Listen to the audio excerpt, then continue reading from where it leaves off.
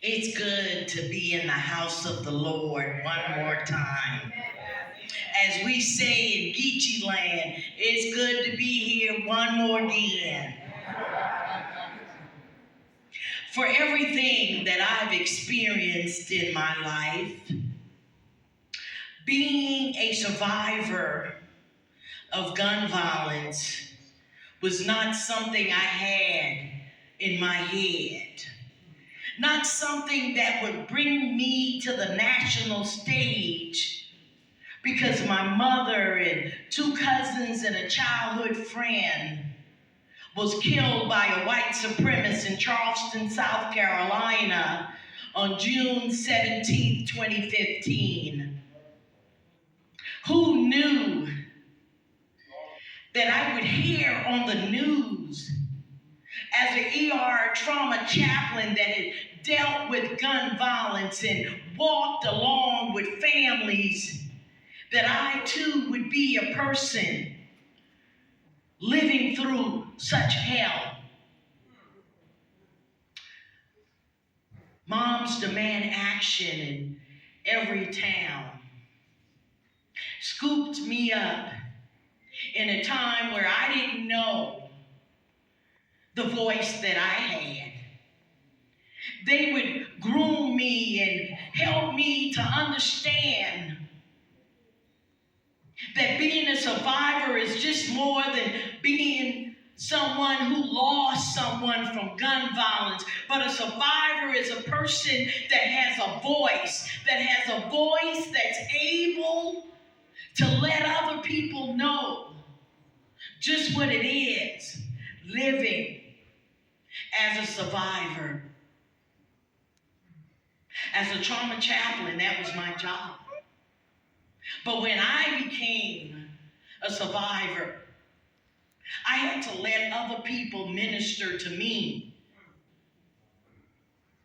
Because of the advocacy that I've been fortunate enough to travel this country and talk about, that club that we talk about that nobody wants to be a part of, you begin to form relationships with survivors from all over this country. There is not a place that I can go that I won't run into my sisters or my brothers. Because you see, when you cry with someone, there is a bond that's formed in you from that pain. I want to thank each and every person that was a part of putting this together, because I think our country needs to know that we need to help stop the crying. We need to help to stop the club. We don't want to be a part of a club. And then you start to get categories. There are the mass shootings, and then from the mass shootings, you got hate crimes, you got anti-Semitism, all of these things. So now we got different categories of where you're going to fit in.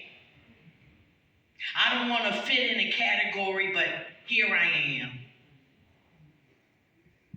Survivors need more than just your loved one is in a better place.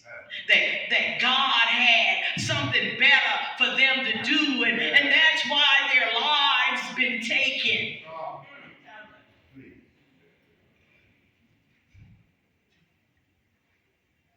Only because of my faith, I was able to survive. I was able to not put on drugs, to be able to go to sleep. I had to quit my job as a chaplain, because how was I going to go and minister to people like me? But God has kept me. And every survivor that I've run into and that I know believe in a higher power. So I ask each and every one of you tonight, when you're involved with a survivor or you're in their space, know that you're standing with the strongest people you'll ever meet. To God be the glory. Amen and amen.